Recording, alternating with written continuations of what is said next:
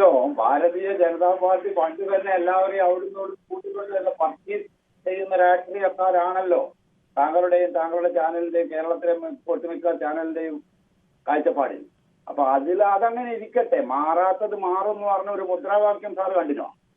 കേരളത്തിൽ ഭാരതീയ ജനതാ പാർട്ടി അല്ലെ NDA വെച്ച് മാറാത്തത് മാറും എന്ന് പറഞ്ഞ ഒരു മുദ്രാവാക്യം സാർ കണ്ടോ? കണ്ടില്ലേ? കണ്ടിരുന്നോ? കണ്ടിട്ടില്ല. ആ മുദ്രാവാക്യം സാർ കണ്ടില്ല? ഞാൻ കണ്ടു ശ്രീ ബാലകൃഷ്ണൻ. ഇങ്ങനെ മുദ്രാവാക്യങ്ങളൊക്കെ എല്ലാ പാർട്ടികളും ഇറക്കില്ല, അതൊക്കെ നമ്മൾ കാണില്ലേ? ഭാരതീയ ജനതാ പാർട്ടിയെ രാഷ്ട്രീയ ഗിമ്മിക്കും തെരഞ്ഞെടുപ്പ് ഗിമ്മിക്കും ആര് പഠിപ്പിക്കേണ്ട ഞാൻ മുമ്പേ പറയാറുണ്ട്. അത് ശരിയാണ്. മാറുന്ന കുറ്റവും പർച്ചേസ് ചെയ്യുന്ന കുറ്റവും മുഴുവൻ ആർക്കായിരുന്നു? ഭാരതീയ ജനതാ പാർട്ടിക്കായിരുന്നു.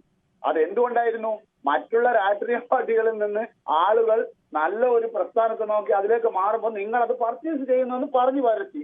അത്രയേ ഉള്ളൂ. ഇപ്പം കേരളത്തിൽ സംഭവിക്കുന്നത് അത് തന്നെയാണ് സാർ. കേരളത്തിൽ വിശ്വസിക്കാവുന്ന ഒരു മുന്നണി ഇപ്പൊ ഉണ്ടെങ്കിൽ NDA ഉള്ളൂ എന്ന് മറ്റു പല കക്ഷികളിൽ നിന്ന് വരുന്നവർക്ക് അറിയാം. അതുകൊണ്ടാണ് BJPയിലേക്ക് ചേക്കേറുന്നത്. പിന്നെ അസൂയുള്ള നിങ്ങൾക്ക് എന്തും പറഞ്ഞു വരത്താം. അപ്പൊ അതിലൊന്നും ഞങ്ങൾക്ക് ഭയമില്ല. പിന്നെ എന്ത് മാറിയാലും കേരളത്തിൽ ഇടതുപക്ഷ ജനാധിപത്യ മുന്നണിയെ തന്നെ അധികാരത്തിലെത്തി.